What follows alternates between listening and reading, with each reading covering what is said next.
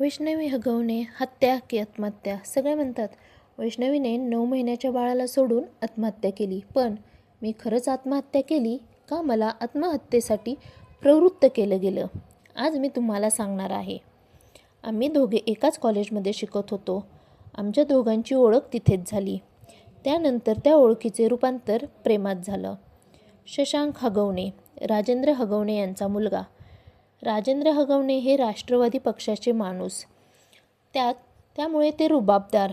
पण मी मात्र फक्त शशांकच्या प्रेमात पडले होते. माझे वडील अनिल साहेबराव कसपटे. आम्हीही तसे श्रीमंत, पण राजेंद्र हगवणे त्यांच्यापेक्षा कमी. माझ्या वडिलांच्या माझ्यावरती जीवापाड प्रेम होतं.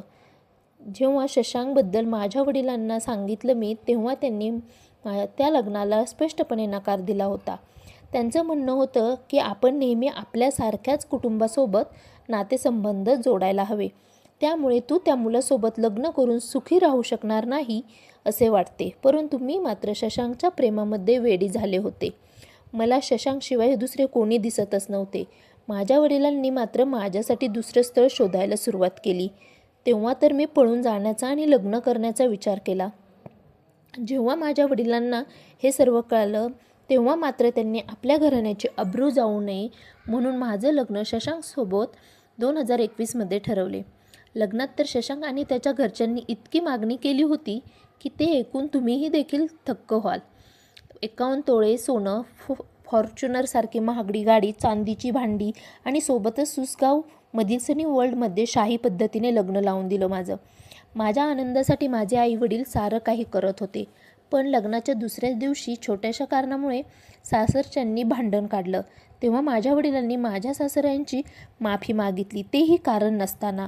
पण आता मात्र हे नेहमीच होऊ लागलं होतं. दिवसामागून दिवस जात होते. आमच्या लग्नाला 6 महिने झाले होते. त्यानंतर गौरी गणपतीचे दिवस आले. त्यामुळे माझ्या सासूबाईंनी माहेरहून चांदीच्या गौरी आण असे मला सांगितले. सासूबाईची ही मागणी आईला सांगितली. तेव्हा आई म्हणाली, आपल्याकडे मातीच्या गौरी असतात, मग कशाला? पण तरीही सासूबाईंचा मात्र हट्ट सुरूच होता. त्यामुळे माझ्या आईवडिलांनी आमच्याकडे सासरच्यांकडचे मागितल्यामुळे गौरी आईने आणून दिल्या. सासर हे राजकारणातील मोठे माणूस आहेत. समाजात त्यांची प्रतिष्ठा आहे. कुठे लग्नाला येतील, त्यामुळे लग्न चांगले झाले पाहिजे. जास्त सोनं चांदी मिळाली पाहिजे. लग्नात मुलाला तुमच्याकडे मोठी गाडी देखील मिळाली पाहिजे. मोठमोठे नेते आमच्या लग्नाला येतील म्हणून मोठ्या धूमधडाक्यात लग्न व्हायला हवं. कुठेतरी हे माझ्या वडिलांना पटत नव्हतं. परंतु माझ्या चेहऱ्यावरील आनंद बघून त्यांनी सारं काही केलं होतं. आता तर माझ्या सासरकडच्या लोकांच्या अटी एकामागोमाग एक वाढतच होत्या. माझे वडीलही त्या सर्व अटी मान्य करत होते. तसे संगीत जास्त चालत होते. ती माझी नणंद. आमच्या घरात फक्त करिश्मा म्हणजेच माझ्या नंदेचं चालत होतं. करिश्माला वहिनींनी चांगलं राहिलेलं पटत नाही. ती सतत माझ्या सासूबाईंना चुगल्या लावत असेल. माझ्याबरोबर माझी सासू चांगली बोलली किंवा मला एखादी साडी जरी आणली तरी तिला आवडत नसे. त्यावरून ती वाद सुरुवात करत असे. स्त्रीच शत्रू असते हा प्रश्न मला नेहमी पडत असे. करिश्मा देखील मला शारीरिक आणि मानसिक खूप त्रास देत असे. की दुनिया लोकांची म्हण आहे ना, ज्या घरात नंदांचा वास तिथे घराचा नाश. अशी नणंद कोणालाही कधीच भेटू नये. मी देवाच्या चरणी प्रार्थना करते. शशांकने माझ्या वडिलांकडे मागण्या वाढतच चालल्या होत्या. तो कधी ₹1,00,000 तर कधी ₹2,00,000 असा सतत माझ्या मागे लागत असे. तर 1.5 लाखाचे घड्याळ नवऱ्यासाठी, कधी महागड्या गाड्या, तर कधी 2 लाखाचा फोन. त्यांच्या मागण्या माझ्यासाठी आई वडील मात्र सर्व काही मागण्या पूर्ण करत होते. या त्रासामुळे आता माझी मानसिक स्थिती देखील ढासळू लागली होती. माहेरी नवऱ्याबद्दल सासरच्या लोकांना सांगू लागले होते. ते लोक मला त्रास देतात असं मी म्हणू लागले होते. माझ्या मामाला मी एकदा सांगितलं, मामा, शशांकसोबत माझा निर्णय चुकीचा होता, पण आता हे सर्व माझ्या हातात नव्हते. एक तर मी फोन केला होता, त्यात सासरची मंडळी मला असा त्रास देत होती. काय करावं कळत नव्हतं. त्यातच आमच्या लग्नाला 1 वर्ष झालं. मला दिवस गेले. आनंदाने ही गोष्ट मी शशांकला सांगितली. परंतु शशांकने माझ्या चारित्र्यावर संशय घेतला. ते त्याच्या बहिणीचे ऐकून संशय घेऊ लागला. हे मूल माझं नाही असे म्हणू लागला. आता मात्र मला काय करावं कळेना. मध्ये अश्रू वाहत होते माझ्या. नवरा संशय घेत आहे त्या गोष्टीचा मला खूप धक्का बसला. गरोदरपणामध्ये तर माझी नणंद आणि माझ्या तोंडावर देखील थुंकली.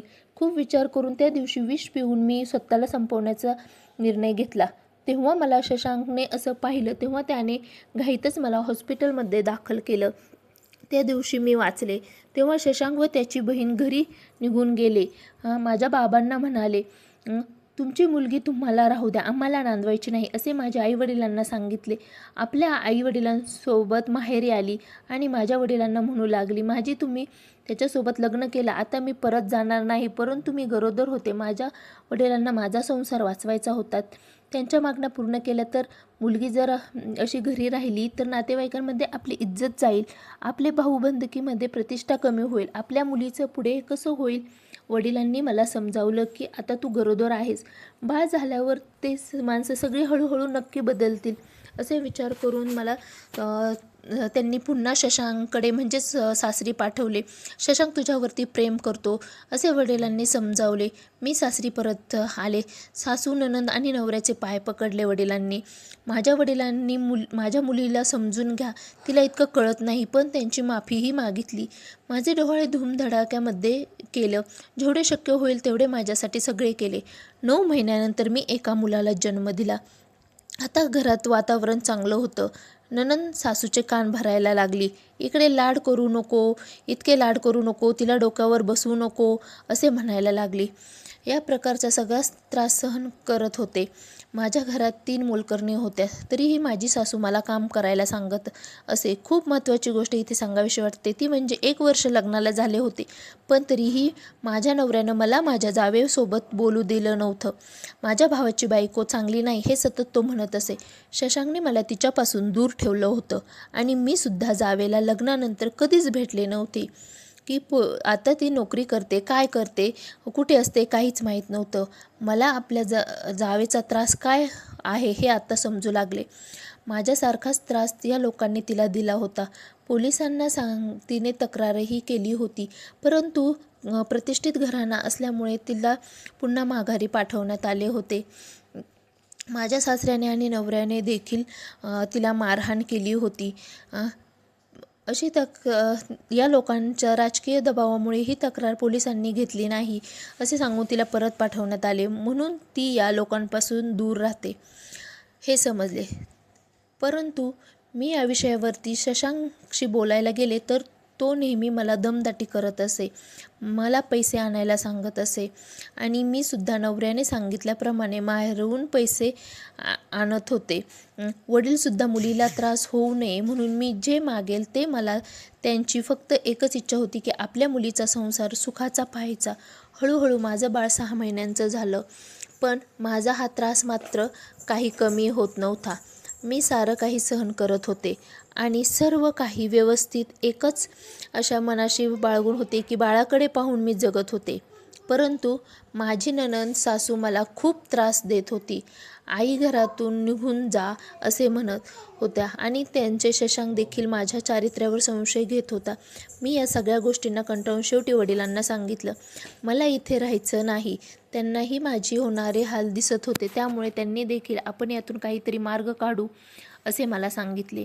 पण त्याच वेळी शशांकने वडिलांना 2 कोटी रुपये द्या, मला प्लॉट घ्यायचा आहे असे सांगितले. तेव्हा माझ्या वडिलांनी त्यांना आत्ता माझ्याकडे पैसे नाहीत असे सांगितले. शशांक या गोष्टीचा राग माझ्यावरती काढू लागला. मला रोज मारू लागला. मला रडू येत होतं. मी माझ्या मैत्रिणींना फोन करून सांगत होते की मी माझ्या वडिलांचं ऐकलं असतं आणि त्यांनी सांगितलेल्या जागेवरती लग्न केलं असतं तर आज कदाचित माझे असे हाल झाले नसते असे मला वाटते. एके दिवशी माझ्या चुलत भावाचं लग्न होतं. तेव्हा शशांकला त्यांनी कपडे आणि अर्ध्या तोळ्याची अंगठी दिली होती. तो दिवस माझ्यासाठी जणू काळच ठरला होता. मी स्वतःला संपवले असे माझ्या आईवडिलांना कळवण्यात आले. माझ्या आईवडिलांना न सांगता चुलत भावाला सांगण्यात आले होते. माझे आईवडील, नातेवाईक तसेच दवाखान्यात आले, पण मी मात्र तिथे निश्चितपणे पडलेले होते. माझ्या आईवडिलांनी डॉक्टरकडे माझ्याविषयी विचारणा केली तेव्हा डॉक्टरांनी सांगितले माझा श्वास थांबला होता. तेव्हा माझ्या अंगावर मारलेले दिसले, डोक्याला मारलेले दिसले आणि आपल्या मुलीने गळफास घेतला नसून तिचा या हगवणे परिवाराने खून केला असा आरोप माझ्या वडिलांनी लावला. सासरच्या लोकांनी हुंड्यासाठी छळ केला, त्यामुळे मुलीचा खून केला असे आरोप माझ्या वडिलांनी केले. हॉस्पिटलमध्ये दिलेल्या अहवालानुसार माझा मृत्यू गळफास घेऊन झाला आहे असे सांगितले. पण मृतदेहावरती धारदार वस्तूने खुणा केल्या होत्या, जखमा देखील आढळून आल्या होत्या. हे सगळं बघून माझ्या वडिलांना माझा नवरा शशांकवरती मुलीचा खून केल्याचा आरोप. आम्ही सगळे चौकशीसाठी पोलिसांना माझी सासू, नवरा यांना अटक केली, परंतु माझे सासरे फरार झाले होते. 16 मे 2025 रोजी ही घटना घडली. अखेरीस मी देवाकडे गेली, परंतु माझं बाळ हगवणे कुटुंबानं तिच्या माहेरी न देता तिसऱ्याच व्यक्तीकडे दिले. परंतु आम्ही आमच्या मुलीला या लोकांचा त्रास सहन करून दिला. तिला समजावले, नांदायला पाठवले. याचाच फायदा आता लोकांनी घेतला. त्यांनी जे मागेल ते आम्ही त्यांना वेळेवर पुरवलं. आमच्या मुलीला संपवलं, परंतु आमच्या मुलीचा मुलगा आमच्याकडे हवा, त्याचा सांभाळ आम्ही करू असे रडून रडून माझे वडील म्हणत होते. माझे बाळ कुठे आहे त्याचा तपास लागत नाही. माझ्या मृत्यूनंतर माझे 9 महिन्याचे बाळ निलेश चव्हाण या व्यक्तीकडे माझ्या सासऱ्यांनी सोपवले होते. त्यांना सुखरूपपणे माझ्या आईवडिलांकडे सोपवण्यात आले आहे. मला एक प्रश्न तुम्हाला विचारायचा आहे की कोणती अशी आई आहे की जी आपल्या 9 महिन्याच्या बाळाला सोडून स्वतः आत्महत्या करेल? सासरची माणसं ही आपल्या बाळाला त्यांच्याकडे स्वप्नात स्वतःचे जग सोडून जाईल का? माझ्या जाऊबाईने वेळेवर तो निर्णय घेऊन ती बाजूला झाली म्हणून ती आज सुरक्षित आहे. त्यांचा नवरा त्यांच्या बाजूने होता म्हणून हे सर्व काही करू शकले. पण माझ्याकडे पर्याय नव्हता. माझा नवरा शशांक तर हा फक्त बहीण आणि आई वडील यांच्या म्हणण्यानुसार वागणारा होता. तो तर माझ्या बाजूने उभे असता तरी मीही आज माझ्या बाळासोबत असते. त्यांना जन्मठेपेची शिक्षा व्हावी, परंतु त्यांना शिक्षा होईल का हे नेहमीप्रमाणे ही केस दाबली जाईल. आजच्या विज्ञान युगात हे समजून घेतो की आहे त्याच्यापेक्षा मोठी गोष्ट कोणतीही असू शकते. आज सोबत जे झालं ते इतरांसोबत होऊ नये असे मला वाटत आहे. मला एकच सांगावेसे वाटते, मुलींना आईवडिलांचे ऐकले पाहिजे. आपण जे निर्णय घेतो ते सर्वच योग्य असतात असे नाही. आज माझ्या एका चुकीच्या निर्णयामुळे मला माझा जीव गमवावा लागला, तेही माझ्या 9 महिन्याच्या बाळाला सोडून. पैसेवाले जावई भेटला म्हणून सर्व चांगलेच आहे असे नाही. पण 1 वर्ष होऊन पण मुलीच्या चेहऱ्यावरचा आनंद दिसत नव्हता. कटू आहे पण सत्य आहे. मुलीला होणारा तिचा साथीदार हा खूप पैसेवाला आहे म्हणून तो तिला सुखात ठेवेल असे नाही. मात्र या प्रकरणामुळे तुम्हाला कळले असेल की किती चुकीचे आहे. मुलीच्या सासरी माणसं पैशाने श्रीमंत नसली तरी चालतील, पण तिला जीव लावणारी हवी, तेव्हा त्यांचा संसार सुखाचा होत असतो. ही गोष्ट मला कळाली आहे, तेच मी तुम्हाला देखील सांगत आहे. दुसरी गोष्ट, जर प्रेमविवाह करत असाल तर सासरच्या माणसांना 1ही रुपया देऊ नका. एकदा चटक लागली की ते पिच्छा सोडणार नाही. सर्व आरोपींना कठोर शिक्षा द्या. उद्या राजकीय दबावाखाली ही लोक बाहेर येऊन देऊ नका. मला न्याय मिळवून द्या. माझ्या आईवडिलांच्या मागे उभे राहा.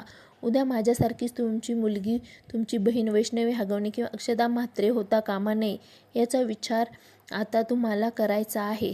त्यांना काय शिक्षा झाली पाहिजे हे असे तुम्हाला वाटते, परंतु मला असे सांगायचे आहे की आपली मुलीचे लग्न झाले म्हणून काय झाले? ती जर सुखात नसेल तर आपण इतके 20-22 वर्ष तिला सांभाळतो, त्यापुढेही आपण सांभाळू शकतो. तिला बाकीच्यांच्या दबावापोटी तिला नांदायला लावणे हे चुकीचे आहे.